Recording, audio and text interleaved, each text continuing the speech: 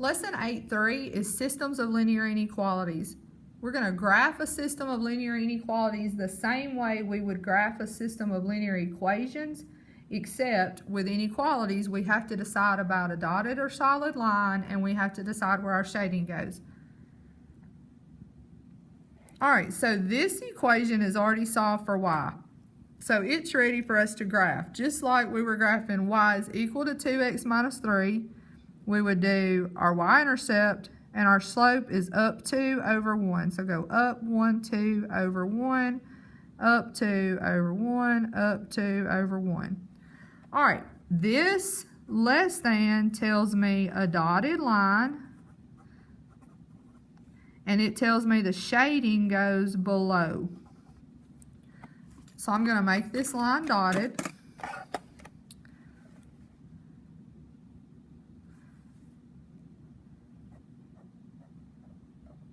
Because this line is not included in the solution, and the shading goes below, and I'm just going to lightly shade it below. Okay, how did I know below? Because it's less than. I put my pencil where it crosses the y-axis, and I look for y values that are less than -3, and they're down here. So the shading is below.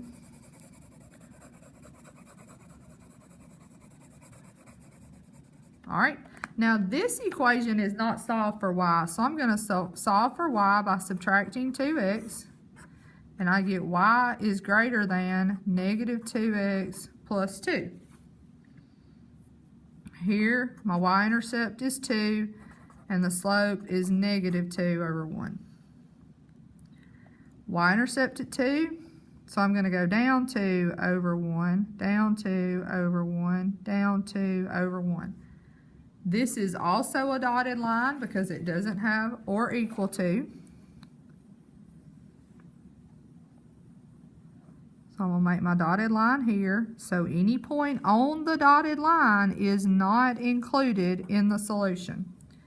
And this is y is greater than, so the shading for that goes above. And I'm going to shade above with just like some straight lines right here,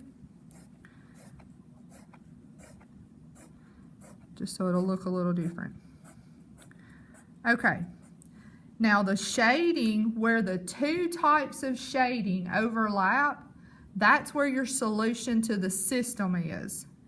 So you see this was shaded gray, and then through here I have these dark solid lines for the shading for the green line. So this is where they overlap. So I'm going to color the overlapping shading in yellow, because this is the solution of the whole system. Okay? These are the points in this yellow shaded area that will make both equations true. All right, so is this point right here a solution to the system? No, it's a solution to the equation of the green line, but it's not of the red line. Is this a solution? This point out here? No, it's not a solution to either, so it's definitely not a solution to the system.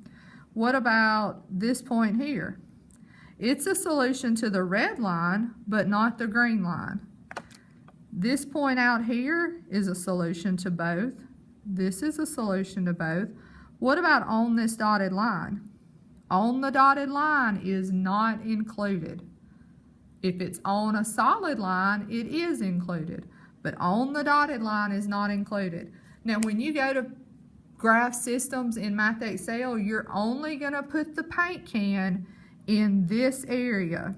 So what I do when I graph them on MathXL, the first one, I might go ahead and put the paint can, and then I would delete it from the area I didn't need it.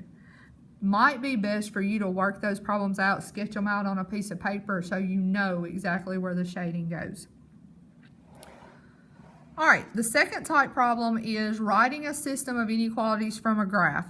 Here we have two graphs. We have a green dotted line and a red solid line. So I'm going to write an equation for the green one first. So I know it's going to be y. I know my y-intercept is 5. +5, and I'm going to see if I can figure out my slope. Looks like it goes down 1 and over 2, down 1 and over 2. So that's going to be negative 1/2 x. And the shading for the green line is below, so that's going to make it less than, and it's dotted, so it's not less than or equal to. All right, the red line is going to be y. The y-intercept is negative 1. The slope looks like it goes up 1 over 1, up 1 over 1, up 1 over 1, up 1 over 1, so it's 1x.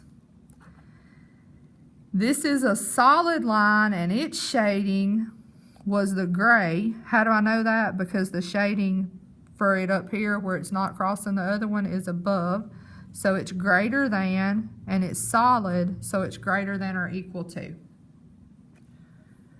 All right, a lot to remember with systems of linear inequalities. Rewatch the video. Watch the extra videos that I have linked for you in Canvas. Pause this. Make sure it makes sense. Go back and watch it again. And then be very careful when you're graphing in Math Excel because it has to be precise for it to take it. Let me know if you have any questions.